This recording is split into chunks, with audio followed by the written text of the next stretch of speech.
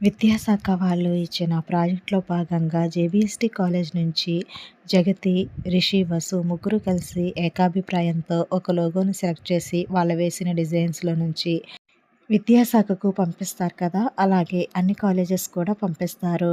ఒకరోజు విద్యాశాఖ వాళ్ళు అన్ని కాలేజెస్‌కి మీటింగ్‌ని ఏర్పాటు చేస్తారు. ఆ మీటింగ్‌లో జేబీఎస్‌టీ కాలేజ్ నుంచి రిషి, డీబీఎస్‌టీ కాలేజ్ నుంచి శైలేంద్ర ఎండీలుగా హాజరవుతారు. అలాగే అన్ని కాలేజెస్‌ల ఎండీలు కూడా హాజరవుతారు. అలా మీటింగ్‌లో రిషి, శైలేంద్ర ఇద్దరు ఎదురు బెదురవుతారు. రిషిని చూసి శైలేంద్ర విజయగర్వంతో నవ్వుకుంటూ, "నువ్వు ఎంతో కష్టపడి డిజైన్స్ వేసి లోగోని విద్యాశాఖకు పంపించావు అని తెగ పడిపోతున్నట్టున్నావు. కానీ నీ కలలు కలలుగానే మిగిలిపోతాయి. ఎందుకంటే నేను ఏం చేయాలనుకున్నానో అదే జరుగుతుంది. నేననుకున్నదే జరుగుతుంది. ఈ శైలేంద్ర భూషణ్ అనుకున్నాడు అంటే అది తప్పకుండా జరిగి తీరుతుంది" అని రిషి వంక చూస్తూ మనసులో అనుకుంటూ ఉంటాడు. రిషి కూడా చాలా కాన్ఫిడెంట్‌గా కనిపిస్తూ ఉంటాడు. శైలేంద్ర రిషిని చూసి, "ఈ కాన్ఫిడెంట్ కొన్ని నిమిషాల్లో మాయమైపోతుంది. నీలో సంతోషం ఆవిరైపోతుంది" అని మనసులోనే అనుకుంటూ ఆనందపడుతూ ఉంటాడు శైలేంద్ర. శైలేంద్ర పక్కన ఉన్న అసిస్టెంటు, "సార్, రిషి గారి మొహంలో చాలా కాన్ఫిడెంట్ కనిపిస్తుంది. ఈ పోటీలో విజయం వాళ్ళ కాలేజ్‌కే వరిస్తుంది అంటారా?" అని అడుగుతాడు శైలేంద్ర పక్కనున్న అసిస్టెంటు. "పిచ్చివాడా, విజయం మన కాలేజ్‌కే సొంతమవుతుంది. రిషి నా చేతుల్లో ఓడిపోబోతున్నాడు. అవమాన భారంతో తిరిగి ఇంటికి వెళ్ళబోతున్నాడు. అది చూసి నేను సంతోషిస్తాను. నా చేతుల్లో ఓడిపోయినందుకు ఇంకా అవమానంతో ఇక్కడి నుండి వెనుదిరుగుతాడు" అని అంటాడు శైలేంద్ర అసిస్టెంట్‌తో. "అంత ఖచ్చితంగా మీరెలా చెప్పగలరు సార్?" అని అంటాడు అసిస్టెంటు. "రేయ్! ఈ రోజుల్లో డబ్బుకు లొంగనిదంటూ ఏమీ ఉండదురా. వాళ్ళ కాలేజ్‌లో స్టాఫ్ మెంబర్స్‌లో ఒకరిని నేను డబ్బుతో కొనేశాను. వీళ్ళు ప్రిపేర్ చేసిన డిజైన్స్‌ని నాకు పంపించారు. ఆ డిజైన్స్‌ని నేను కాపీ కొట్టి నేనే ముందు పంపించాను. నేను ముందు పంపించాను కాబట్టి ఆ డిజైన్స్ నావి, నా సొంతం. కాబట్టి వాళ్ళు కాపీ కొట్టారు అనే ఉద్దేశంతో వాళ్ళ డిజైన్స్‌ని రిజెక్ట్ చేస్తారు." అసలు ఏం జరిగిందో తెలియక తల పట్టుకుని రిషి అవమానంతో ఇక్కడి నుండి వెళ్ళిపోతాడు. "ఇది నా కళ్ళారా చూస్తాను. నువ్వు కూడా చూడురా. చూసి ఆనందించు నాతో పాటు" అని అంటాడు శైలేంద్ర అసిస్టెంట్‌తో. "శాడిస్ట్ మనుషుల గురించి వినడమే గాని ప్రత్యక్షంగా చూస్తున్నానండి" అని అంటాడు ఆ అసిస్టెంటు. "ఏంట్రా, ఏమన్నావురా?" అని అంటాడు శైలేంద్ర. "ఆ! ఏం లేదండి. మీకిలాంటి చెత్త ఐడియాలు అదే. మీకిలాంటి అద్భుతమైన ఐడియాలు ఎక్కడి నుంచి వస్తాయా అని ఆలోచిస్తున్నాను. అదే అంటున్నాను" అని అంటాడు అసిస్టెంటు. "పొగిడింది చాల్లే గానీ కూర్చుని ఏం జరుగుతుందో చూడు. నాతో పాటు ఆనందించు" అని అంటాడు శైలేంద్ర. "జరిగేది జరగక మానదు కదా సార్. చూస్తూనే ఉంటాము ఏం జరుగుతుందో" అని అంటాడు అసిస్టెంటు. శైలేంద్ర నవ్వుకుంటూ తనకు కేటాయించిన సీట్లో కూర్చుంటాడు. అటుపక్క రోలో రిషి కూడా కూర్చుంటాడు. శైలేంద్ర, రిషి కూర్చున్నా కూడా ఒకరినొకరు చూసుకుంటారు. "రే రిషి, ఈ శైలేంద్ర భూషణ్ చేతిలో రిషేంద్ర భూషణ్ ఓడిపోబోతున్నాడ్రా" అని నవ్వుకుంటూ ఉంటాడు శైలేంద్ర. తర్వాత విద్యాశాఖ వాళ్ళు ప్రసంగాన్ని స్టార్ట్ చేస్తారు. "మీ కాలేజీ నుంచి ప్రతి ఒక్కరూ ఎంతో ఉత్సాహంగా ఈ పోటీలో పాల్గొని అన్ని కాలేజెస్ బాగా పార్టిసిపేట్ చేశాయి.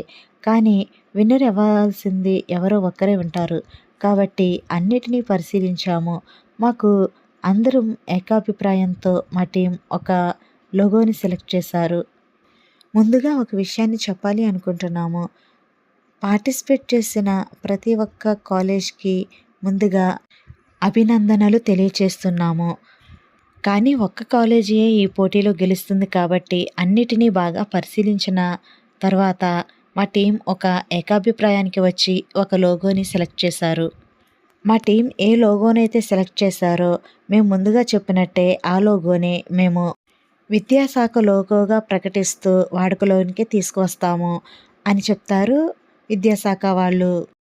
ఆ స్పీచ్ విన్నాక అన్ని కాలేజెస్‌ల నుండి వచ్చిన ఎండీలు క్లాప్స్ కొడుతూ ఉంటారు. ఈ కాంపిటీషన్‌ని అన్ని కాలేజీల వాళ్ళు స్పోర్టివ్‌గా తీసుకుని ముందుకు వెళ్ళాలి అని మేము ఆశిస్తున్నాము అని అంటారు విద్యాశాఖ వాళ్ళు. డన్ అన్నట్టుగా, అలాగే చేస్తాము అన్నట్టుగా అన్ని కాలేజెస్‌లో ఎండీలు తమ బొటనవేలుని చూపిస్తూ, థమ్స్ అప్ చూపిస్తూ, సంతోషంగా క్లాప్స్ కొడుతూ ఆనందంగా ఉంటారు. విద్యాశాఖ వాళ్ళు ఏ కాలేజ్ అయితే విజయాన్ని సాధిస్తుందో ఆ కాలేజీ పేరు చెప్పడానికి సిద్ధంగా ఉంటారు. శైలేంద్ర చాలా కాన్ఫిడెంట్‌గా మా కాలేజ్‌కే వస్తుంది అని నమ్మకంతో ఉంటాడు. రిషి కూడా కాన్ఫిడెంట్‌గా ఈ పోటీలో మా కాలేజ్ విజయం సాధించాలని కోరుకుంటున్నాను అని మనసులో అనుకుంటూ ఉంటాడు. The winner of the college is JBST Jagathi Mahendra Bhushan science and technology అని విద్యాశాఖ వాళ్ళు ప్రకటించగానే ఇంకా శైలేంద్ర మొహం మాడిపోతుంది. రిషి చిరునవ్వు నవ్వుతూ ఉంటాడు. అందరూ క్లాప్స్ కొడుతూ ఉంటారు. శైలేంద్రకి కోపమొస్తూ ఉంటుంది. అసలు ఇది ఎలా జరిగింది? రిషి కాలేజీ ఎలా విన్ అవ్వగలిగింది? వాళ్ళ డిజైన్స్ అన్నీ నేను కాపీ అయ్యేలా చేశాను కదా! మళ్ళీ వాళ్ళు ఎలా గెలవగలిగారు? అని చాలా అయోమయంలో ఉంటాడు శైలేంద్ర. పక్కనున్న అసిస్టెంట్ శైలేంద్రతో, "సార్, రిషి సార్ వాళ్ళ కాలేజీ గెలిచిందంట సార్. అందరూ క్లాప్స్ కొడుతున్నారు. మీరు గూడా కొట్టండి సార్. అందరూ చూస్తే బాగోదు" అని అంటాడు.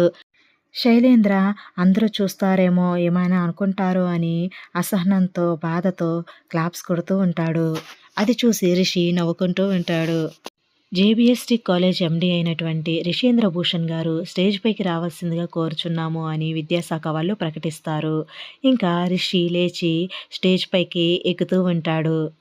రిషి స్టేజ్ పైకి ఎక్కుతూ ఉంటే శైలేంద్రకి కోపం వచ్చేస్తూ ఉంటుంది. అసహనంతో చెయ్యి విదిలించుకుంటూ ఉంటాడు. ఛ! ఏంటి, ఏం జరిగింది అని శైలేంద్రకి ఏమీ అర్థం కాదు. రిషి స్టేజ్ పైకి ఎక్కిన తర్వాత విద్యాశాఖ వాళ్ళు, మీ అందరికీ ఒక డౌట్ రావచ్చు. అసలు జేబీఎస్టీ కాలేజ్ వాళ్ళు ఎలాంటి డిజైన్‌ని పంపించారు? ఆ డిజైన్‌ని మేము సెలెక్ట్ చేయడానికి కారణం ఏంటి? అనేది అందరి మనసులో ఉండే ఉంటుంది. అందరి అనుమానాలని తీరుస్తాము. అందరికి క్లారిటీ ఇవ్వాలి అనుకుంటున్నాము. అందుకే ఆ లోగోని చూపిస్తూ రిషి సార్ ప్రజెంటేషన్ చేస్తారు. ఆ లోగోలోని భావం మాకర్థమైంది. మాకు క్లియర్‌గా ఎక్స్‌ప్లెయిన్ చేస్తూ పంపించారు. ఇప్పుడు మీ అందరికీ కూడా ఆ భావాన్ని రిషి సార్ ఎక్స్‌ప్లెయిన్ చేస్తారు అని అంటారు విద్యాశాఖ వాళ్ళు. రిషి మైక్ తీసుకుని, ఇక్కడికి విచ్చేసినటువంటి మేనేజింగ్ డైరెక్టర్ల అందరికీ కూడా నా హృదయపూర్వక నమస్కారాలు. మా జేబీఎస్టీ కాలేజ్ తరపు నుంచి మేము తయారు చేసి పంపించిన మా డిజైన్ ఈ పోటీలో సెలెక్ట్ అయినందుకు నిజంగా ఆ ఆనందాన్ని మాటల్లో వివరించలేకపోతున్నాను. చాలా సంతోషంగా ఉంది. మేము తయారు చేసిన డిజైన్‌ని విద్యాశాఖ వాళ్ళు విద్యాశాఖకు సంబంధించిన లోగోగా సెలెక్ట్ చేసి మనందరి ముందుకు తీసుకురావడం చాలా గర్వంగా కూడా ఉంది. మేము చాలా హార్డ్ వర్క్ చేసి, మేము చాలా డిజైన్స్‌ని ప్రిపేర్ చేసి, వాటిల్లో నుంచి బెస్ట్ డిజైన్‌ని మేము విద్యాశాఖ వాళ్ళకి పంపించాము. దీనికి మేము చాలా కష్టపడ్డాము. మేము పడ్డ కష్టానికి ప్రతిఫలము ఈ రూపంలో మాకు దక్కింది అని నేను అనుకుంటున్నాను. ఈ అవకాశాన్ని మాకిచ్చినటువంటి విద్యాశాఖ వారి అందరికీ కృతజ్ఞతలు తెలుపుకుంటున్నాను. ఇంకా ఆలస్యం చేయకుండా మా లోగో విశిష్టతల గురించి మీకు ఎక్స్‌ప్లెయిన్ చేయాలి అనుకుంటున్నాను అనగానే విద్యాశాఖ వాళ్ళు స్క్రీన్ పైన ఆ లోగోని ప్రెజెంట్ చేస్తారు. లోగోని చూసిన ఇతర కాలేజ్ డైరెక్టర్లందరూ క్లాప్స్ కొడుతూ ఉంటారు. విద్యాశాఖ వాళ్ళు మనందరి కాలేజీలకి ఒక ప్రాజెక్ట్‌నిచ్చి, ఆ ప్రాజెక్ట్‌కి కొన్ని నియమాలు కూడా పెట్టారు. వాటిల్లో భాగంగానే మేము ఈ లోగోని తయారు చేయడం జరిగింది. చూడడానికి సింపుల్‌గా ఉండాలి. అలాగే యూనిక్‌గా ఉండాలి. అలాగే భావాన్ని తెలియజేసి అర్థవంతంగా ఉండాలి. ఈ 3 కాన్సెప్ట్‌లని మేము పరిగణలోనికి తీసుకొని ఈ లోగోని ప్రిపేర్ చేయడం జరిగింది. చుట్టూ సముద్రం. సముద్రం అనంతమైనది. దానికి ఎల్లలు ఉండవు. అలాగే జ్ఞానాన్ని సముద్రంతో పోలుస్తారు. మనం ఎంత చదువుకున్నా, ఎంత నేర్చుకున్నా ఇంకా తెలుసుకోవాల్సింది చాలానే ఉంటుంది. మనం తెలుసుకోవాల్సిన జ్ఞానం సముద్రమంత. మనం తెలుసుకున్న జ్ఞానం అణువంత. అలా సింబాలిక్‌గా చూపించడానికే మేము వాటర్‌ని ప్రెజెంట్ చేయడం జరిగింది. వాటర్‌లో కమలం, కమలంలో సరస్వతీదేవి. సరస్వతీదేవి గురించి ఎవరికీ చెప్పవలసిన అవసరం లేదు. చదువుల తల్లి. విద్యకు చిహ్నం సరస్వతీదేవి. ఆ సరస్వతీదేవిని అందరూ దగ్గరకు చేర్చుకోవాలి. అందరికీ చదువు అందాలి అనే ఉద్దేశంతో వాటర్‌లో కమలంలో సరస్వతీదేవిని ప్రెజెంట్ చేశాము. సరస్వతీదేవి వెనకాల దూరంగా ఎత్తుపల్లాల్లాంటి ఎత్తైన కొండలు. మనిషి జీవితంలో కష్టాలు, నష్టాలు, సుఖాలు అన్నీ వస్తూ ఉంటాయి, పోతూ ఉంటాయి. ఇవి జీవితంలో భాగం. కానీ కష్టాలని సింబాలిక్‌గా ఎత్తుపల్లాలతో పోలుస్తారు. అందుకే కొండల్ని సింబాలిక్‌గా చూపించాము. కొండల్లో నుండి ఉదయిస్తున్న సూర్యుడు. ప్రతి ఒక్కరూ కూడా సూర్యుని వలె ఉదయిస్తూ చీకటిని తరిమేయడానికి ప్రయత్నించాలి. సూర్యుడు ప్రకాశవంతమైన వెలుగునిస్తాడు. అలాగే విద్య కూడా జీవితానికి వెలుగునిస్తుంది. సూర్యుడు ఎలా అయితే తాను ప్రకాశిస్తూ తనతో పాటు నక్షత్రాలను, చంద్రుడిని ఎలా ప్రకాశింపచేస్తాడో, అలాగే మనం కూడా మనం వెలుగుతూ మనతో పాటు ఉండే అందరినీ వెలిగింపచేయాలి. అది ఒక విద్యా సంస్థలతోనే సాధ్యమవుతుంది. అందుకే మేము ఈ సింబల్‌ని ఫైనల్ చేసి విద్యాశాఖ వాళ్ళకి పంపించాము అని చెప్తాడు రిషి. ఇలా చెప్పి రిషి స్పీచ్‌ని ముగిస్తాడు. అందరూ రిషి స్పీచ్ విని చాలా అద్భుతంగా ఉంది అంటూ క్లాప్స్ కొడుతూ ఉంటారు. అదేంటి వాడు నాకిచ్చిన డిజైన్స్‌లో ఈ డిజైన్ లేదు అంటే వాడు నన్ను మోసం చేశాడా? అసలేం జరిగింది? అని శైలేంద్ర అయోమయంతో ఆలోచిస్తూ ఉంటాడు. రిషి ఎక్స్‌ప్లనేషన్ ఇచ్చేసిన తర్వాత విద్యాశాఖ వాళ్ళు మేము ముందుగా ప్రకటించిన విధంగానే మేము ఫైనల్ చేసిన విజేత అయిన కాలేజ్‌కి ఒక మంచి బహుమతి కూడా ఇస్తాము అని చెప్పాము. కాలేజ్ డెవలప్‌మెంట్ కోసం ఫండ్ రూపంలో మేము దాన్ని ఇవ్వాలి అనుకుంటున్నాము.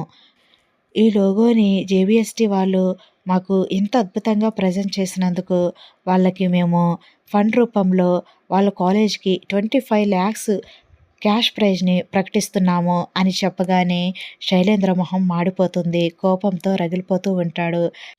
వీడియో నచ్చితే లైక్ చేయండి, షేర్ చేయండి, కామెంట్ చేయండి. సబ్స్క్రైబ్ చేసుకొని బెల్ ఐకాన్ ప్రెస్ చేయండి. Thanks for watching. By by.